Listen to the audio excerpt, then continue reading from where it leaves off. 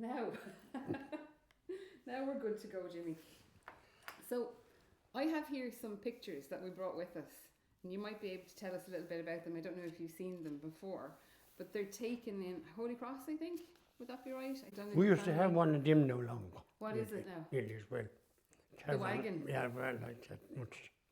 Now, what do you call it? Is that like a barrel wagon? Or what would That's what we used to call a barrel top caravan. Okay. Yeah, it's rounded like a barrel. Yes.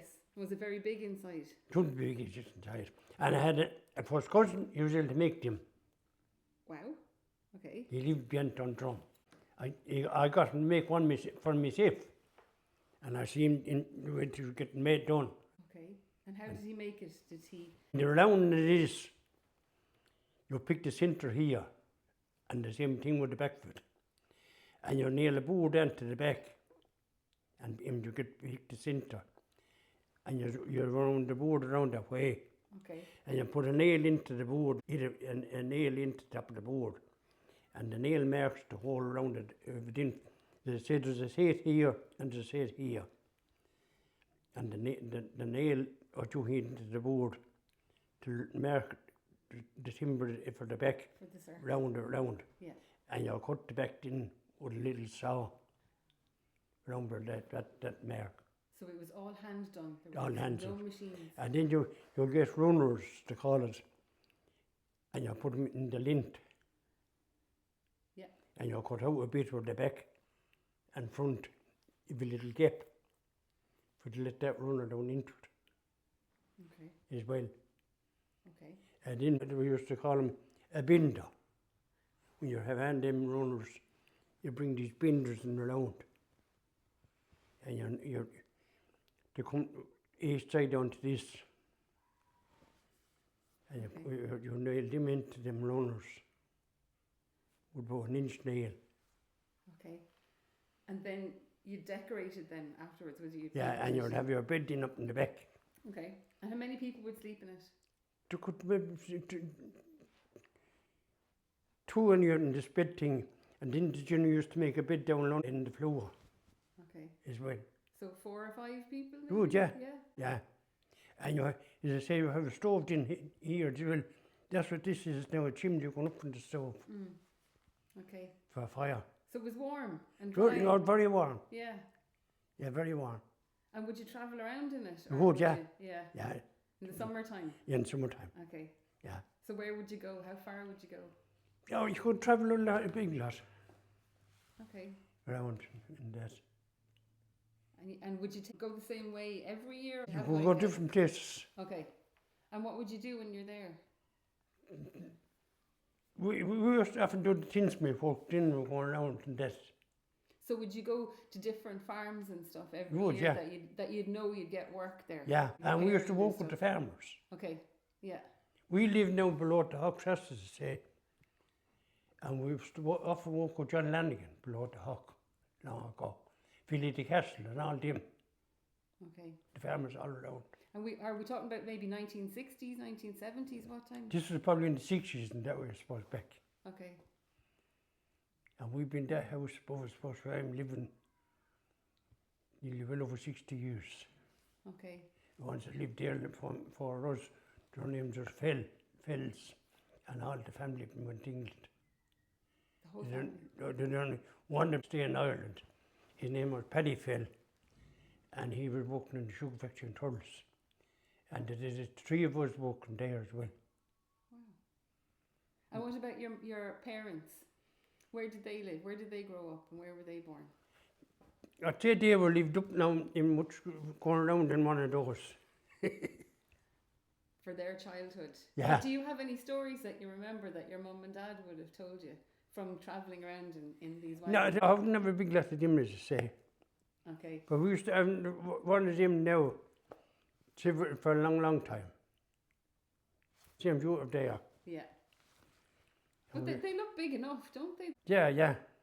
Like that one's quite big with the stone. And see, this is a turning yoked in from. Okay. Turns from there. And you'd have what, maybe 1, 2 horses, 1 horse with it? With only one horse, we had mostly one of them. Yeah. Okay. And did you always have horses at home? My father only had about one horse or two in his time. Okay. And I had a few then as well. And Willie had a few then a dog. Willie's your brother? Willie was my brother. Okay. Yeah. Mm. So we also have some tin pots that you made. Can you tell us a little bit about those? About how you would have made those? You see, I never made the thing now. Okay. But you saw them? It was my brother John that lived in Cormastown made them. Okay. And you generally have to say that you lost nearly all of the pattern. Over you told them ones I don't know. But we used to have the pattern in that one, that bucket, for making these basket jokes for sucky calves. Yes. And he had the pattern of that, he didn't. It was that kind of a pattern he made out of him. Okay. Well, walking buckets were the same as for farmers. You would have the pattern, when you were making the bucket, you would have a pattern. You'd make out the pattern long ago, and you'll keep the same pattern then. You're making the bucket in two halves. You're putting two halves together. Yeah. And you lay down your pattern and you're galvanised the same as you lay down the foot there now. And you stripe it around by an awl, what we used to call it, with a mark and the galvanised. And you go out that galvanised in by the mark. And you turn the same in the two ends. Okay. And you put the two halves together by the seams. And there was a few yokes now above in the shed. We used to call one of them a stake, another a hedge stake. You drove it upon the hedge stake. And we used to put wire in the mouth of the bucket to keep it strong. Oh, right. And so that bucket, I'd say, John, some bit of wire on that as well around it. Just to give it a bit of strength and keep shape. Yeah, because the farmer's bucket now would be getting hard in the yard. And we used to have wire in the mouth of the bucket to keep it strong.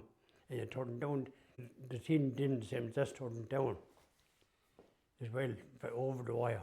You wouldn't see the wire after. Mm. And you say you're joining the two halves together. And we used to now block a timber in and round it around and join the other side of it in again. Okay. And then when you have the body of the bucket made, you turn it the same in the bottom. And you leave it down your galvanised again and turn stripe it around mark and the galvanised with the awl again. But you can't cut that in by the mark. If you cut it in by the mark, what you drew on it, the bottom will be too small to go up into the bucket. You have to allow a little bit like that outside the mark for the turn up, and you drew that into the same, you turn in the bottom of the bucket. You turn it up twice. Right. And that allow water and all in after. Very good. And you turn it up. And then you make a handle. And you'd have 2 ears then. Which we used to often do, you get the ears and the handle of an old bucket to have thrown away. And we get the 2 ears in and make a hole in the top of the bucket at the two sides. And wrap it in the 2 ears into the bucket and the old handle. And it'll swing over the header in. And when you have the bucket bottomed in as well, we get a hoop in it. The bottom. Right. The bottom won't meet the ground at all. It was a great skill, wasn't it? Was, yeah. So how long would it take to make a bucket? A normal size one? About an hour or 2 hours. Is that all? And you'd have a bucket made. Oh, I tell you. Yeah. That's amazing. That's amazing. Mm. So you'd do all this for the farmers? And then... We was doing that kind of work for the farmers long back. So I done nothing in that line now not for good many years back. Because you're getting that to do.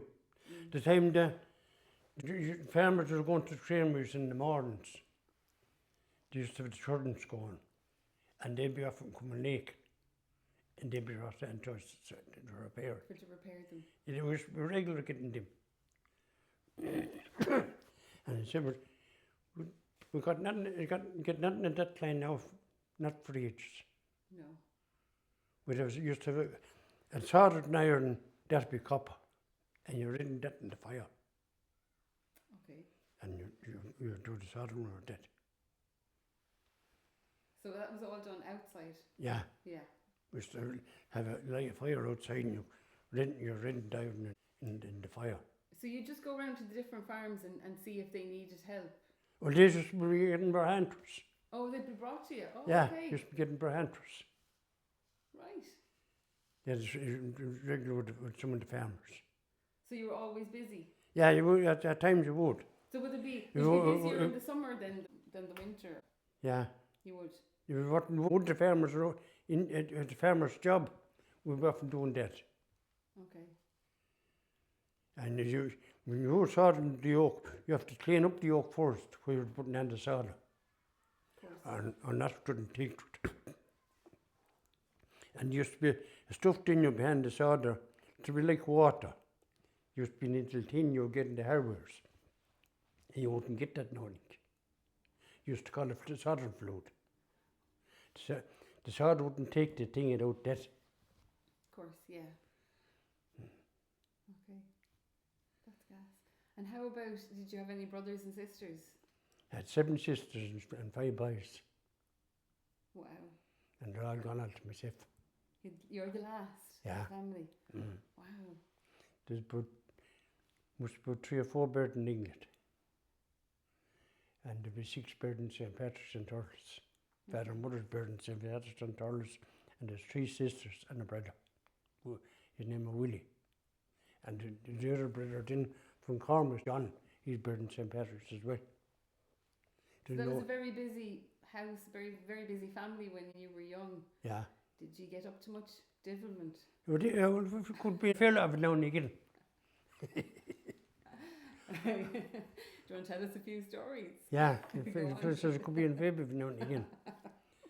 Well, and the one thing they didn't, I never done no drinking. The rest of the boys did all right. Myself, they pulled up for me. Okay. Yeah, I'm pioneer all my life. Yeah. I used to smoke now and again. Social smoke. Yeah. Yeah. Mm. So how many of them went to England? There's 2 brothers buried over in England. And there's one sister, I can't know the name of the place now they're buried. Yeah. Over one of their funerals, I was over at the other lad's funeral, Michael. There's a sister buried in Holyhead. And then there's another sister buried over some place further over in England again. Okay. And did they leave when they were fairly young, like in their 20s or earlier than that? I said there's some of them or something over their 20s. Okay. I'd wonder better than he was probably in England for a good many years back. And what did They were married over there as well. Okay. So they had family when they were there. Did they come back home on holidays or anything? Michael came back and he was living near my place for a time. He had a mobile home there from the council above my house. There's a pole up each way the electricity going into the mobile home. And then they went back to England again. Okay. So the wife died before him. He kicked the bucket again. So you're the last of them then? I'm the last left. And you never left home here? You've lived here all your life? All my life nearly around, mostly around Clonoulty and Rossmoor. Okay. I lived in his brother John's place in Cormac for a time. Okay. What age are you? Huh? What age are you? What age am I? Yeah. What would you think my age now? I'd say you're about 70. Huh? You can go a bit good share more. Really? Yeah. Come on, what age are you? Huh? Tell me. I'm not too far off for 81. Really? Well, I tell you, you're a great advertisement for not drinking. I'll be 81 next month. And were you the youngest in the family? Oh no, that's just Where did you come in? There were 3 or 4 younger than me, Younger then? and they were gone. But there was one commit suicide. The youngest altogether. Oh. She was a girl up and she lived in year 11. Oh, that's terrible. Mm. Jeepers. And she had a lovely house and all. There where she lived in a 2-story house. Her husband was a builder. He was going to Dublin, Block Lane, the day she done that. Okay. And when the young one came back from school, she got in the garage. Oh, that's sad. And then there was another one living in near Don Chocolate. Okay.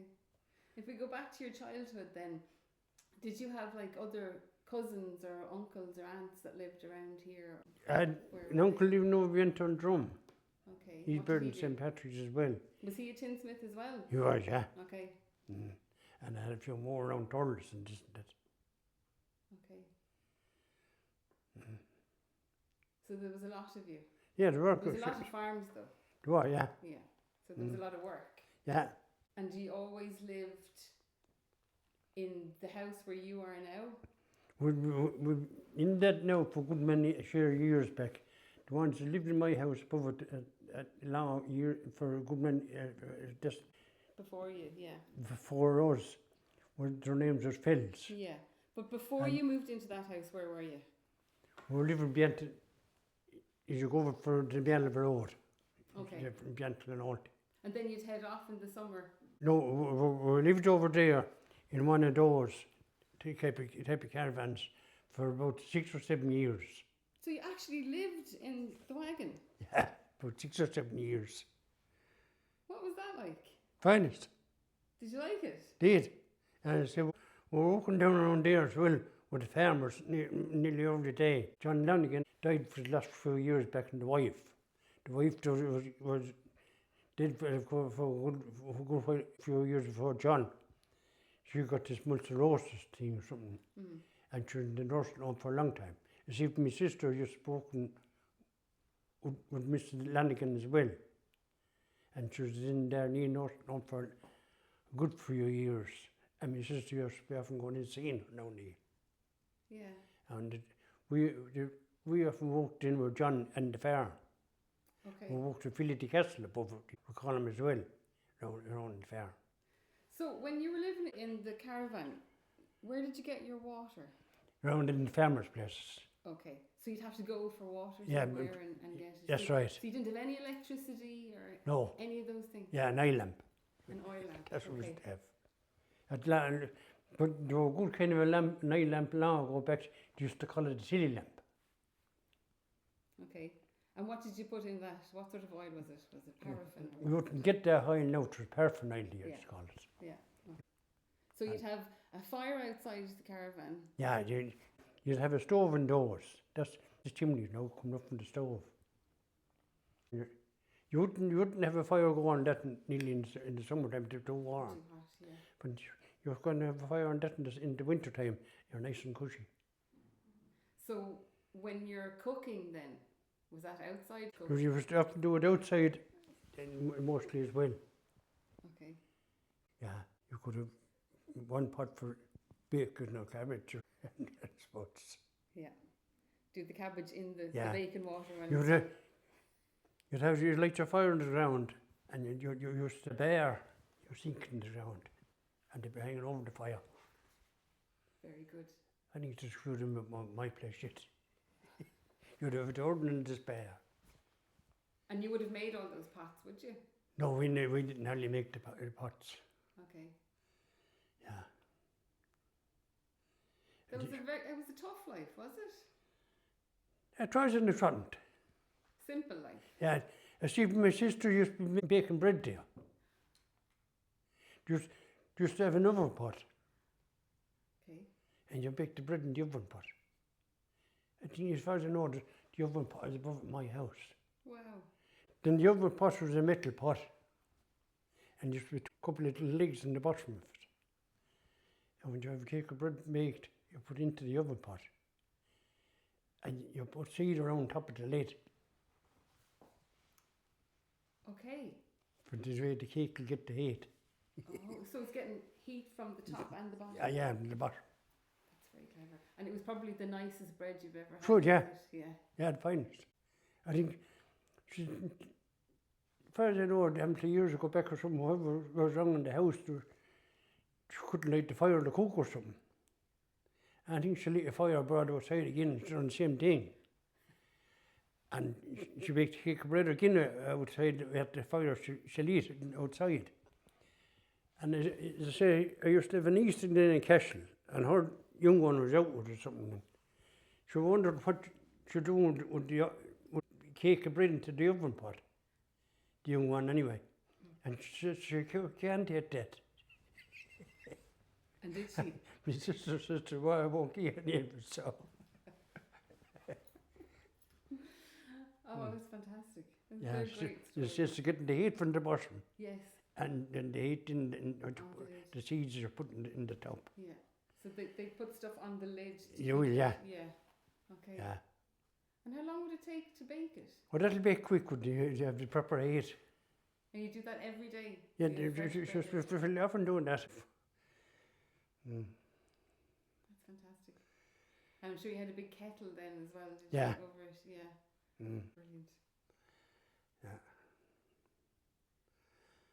As you say, you were good for the caravans, much the same. Yeah. This is a church. Yeah, I think those are taken in Holy Cross. It's like the old church what was in Holy Cross. I think this is the abbey here before That was they renovated that was should have been before it was done. Yeah, so that's probably like the 1960s then as well, probably. Yeah, and this was the old church was there long ago. Yeah. In Holy Cross. That's the hall now. It is. So would you have gone as far as Holy Cross then? Yeah, Holy Cross over the years, well, and that'd be time Novene. Okay. When was that now? 1970s? Well, the Novene is going on down there for a good many years. Yeah. Back.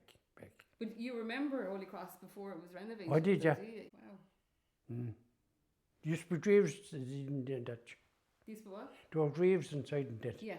They were all taken up. I think I looked for a job at that time at around that in the Holy Cross, but I just relieved after it and get it. Okay. So the job out tonight, nearly after. Would you not? Why is that? Taking up anyone out of their grave. Okay. Yeah. I haven't dug a grave all right, taking a grave. Did you? I did. Tell us about that. Here in Clonoulty, see if I done it. But I wouldn't took on and taken up a person over their grave. The way it should be lived when it's a rest. Yeah. So would you have dug the grave for family members? Well, I dug graves now, helping out for ones I know around Clonoulty. Okay. So that was the tradition? Yeah. I done a few of them here. And what I done as well, I minded several houses here in the village of in the parish of Clonoulty and Rossmore for funerals, while the funeral were going in. Okay. The shop across the road, I minded there for three funerals. I minded for a wedding. Okay. And I was minded. There were no one that left in. Okay, so the shop would have been closed? The shop would be closed. The woman is there now. Her husband got killed here with a lorry. Near tell it, an aisle lorry. Okay. He was driving out the yard going to work with the aisle lorry. And through the gate, you go up to the funeral parlour. And he must get out of the lorry to open the gate or something. And either he pulled the handbrake of the lorry or not, the lorry ran out and knocked him down. Wow. And he got killed, only a young man. And I minded that for his funeral and her father and her mother and a wedding. And I stayed there overnight. Okay. And I was good for more houses in the parish now, I minded. Another house is you go up for Rossmore. I minded for two funerals as well, and a couple of weddings. Did they know you? They did, yeah. So they were asking me to know to do it. Yeah. They mind the place while they were gone. And as I said, the one up from Rossmore, I think I stayed there a couple of times overnight. Go up in the morning and get my breakfast back to home. Another one up in Corbell or something over one side of Clonoulty here. I stayed there until around 4 o'clock in the morning. Or then I wedding again. Didn't come back until around 4 o'clock in the morning. I was there sitting down in the kitchen until around 4 o'clock. I came back down home after that then.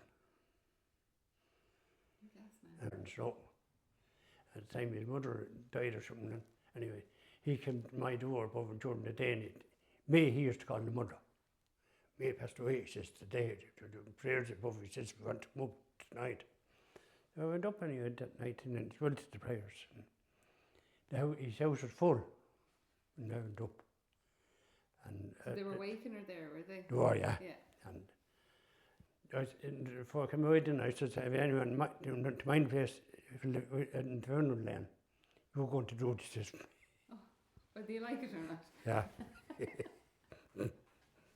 Yeah. So this fellow says, I'll be well known. Yeah. To him as well. So you were minding the house? The time his father died, I was ready, nearly going up to the father's funeral. And his other brother rang me down to my house. To know I was going to the funeral. And I says, I am John. Will you mind the place? He says, instead. I says, I could do that yet. Okay. So I didn't mind the place from then. That was a big responsibility, wasn't it? It was, yeah. They really trusted you. As you said, I was trusted. Yeah. Yeah. Is that because you didn't drink? Yeah. That's brilliant. I was there then until, I think it was Laird's mother-in-law then came in back down the first. And she came in to give me food. And I was smoking at that time. I used to smoke a pipe as well. And I wasn't smoking it in the house. I went outside the door, the down part of the house, smoking. And she got in. And I was outside the door smoking. She got me in for food. And Laird's himself was only a bit of a captor as well. Okay. So if we go back to your childhood maybe a little bit, did you go to school at all? No. None of you? Only went to scholars going home. Okay. It must have been a good life then. Do you know what I mean? Did a few of my sisters and brother or something anyway went to school in Bellick for a time. Okay. There was school in Bellick as well above. And the last school was in Bellick is closed down now as well. And the children were going to Bellick School, I think, to become Clonoulty School. And it was where the Dow School was in Bellick. When you go up to Bellick, you go up the road straight, and you wouldn't think there was ever a school there now. Only the field. Yeah. So what age were you then, would you think, when you started doing the bit of work in the tinsmith and going around to the farms? I never making the things down in tinsmith work, but Willie and John were good in that line. Yeah. I used to do something in the line of saw. So what age were you when you started that? I'd say around 19. 19, okay. Yeah. Okay, well that's good. Now we live in Bianta the Huck now, near the Miel Road. As I say, one of these caravans. There was some man from Clonoulty here, I think he was working on the railway or something. And a man from Limerick side, he was telling, some man from Clonoulty here was telling this man from Limerick side or something. The man from Limerick side was selling oil cookers. Oil cookers, okay. Yeah. Yeah. And he came out to us one Sunday Bianta the Huck with a big gallon yoke. It was about that height or something. We have an oil in it. And there'd be a spout thing in the front of it from pouring out the oil. And to be made slope in the top. And a swinging handle in the top as well, and a small sized lid. And a side handle. And he was showing it to my father first, outside. And my father had a few drinks got after going home from Clonoulty Mass here. And my father says you couldn't do that. So I was there anyway that Sunday, and my brother Willem. And Willem now was good to turn out anything in that line as well. And Willie says to your man, and if you lay me that one, I'll nearly turn you out something the same again. And your man says to William anyway, your Dowland says it couldn't be done. But he more mileage up. He said, William did me. That's the way William says to your man anyway, but he more mileage than me. Because my father wouldn't be all that young. And so Willie did made out a lot of good and didn't. And your man says to Willie, these can't be leaking. Because there'll be oil going for using oil. The oil going to go in the carpet. And Willie says, if I turn them out at all, they won't be leaking. And any place to joined in to solder as well in case they would leak. Okay. And maybe we got this tin anyway, and we turned out a good handful for your man.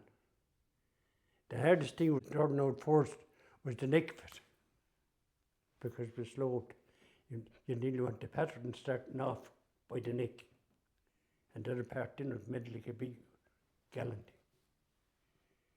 So people would fill this with oil? Yeah, they fill this with oil or something, whoever they're known for the oil coke, I suppose. Okay. That's a good handful of years to go back now. And your man came in, didn't he, again after. He says they're done well. They probably last forever then. Good, yeah. Yeah, yeah. That's great.